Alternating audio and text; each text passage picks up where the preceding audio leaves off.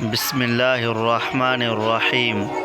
حدیث مبارکہ، میں نے کبھی آپ سے رسول اللہ صلی اللہ علیہ وسلم کی احادیث نہیں سنی، جیسا کہ فلاں بیان کرتے ہیں۔ کہا، میں کبھی آپ سے الگ تھلگ نہیں رہا، لیکن میں نے آپ کو یہ بھی فرماتے ہوئے سنا ہے کہ جو شخص مجھ پر جھوٹ باندھے گا وہ اپنا ٹھکانہ جہنم میں بنا لے گا۔ یہ حدیث نمبر 107 ہے۔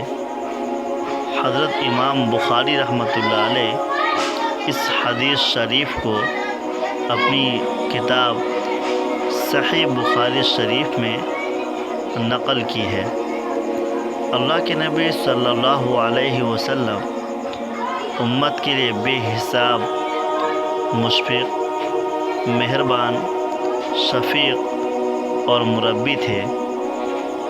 بہت ہی زیادہ رحم دل تھے۔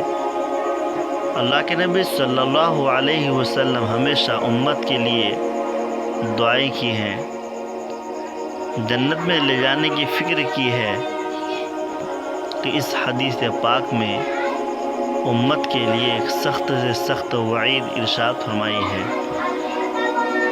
یہ وعید یہ ہے کہ جو شخص مجھ پر جھوٹ باندھے گا وہ اپنا ٹھکانہ جہنم میں بنا لے گا۔ یہ اللہ کے نبی صلی اللہ علیہ وسلم کی طرف سے وعید ہے۔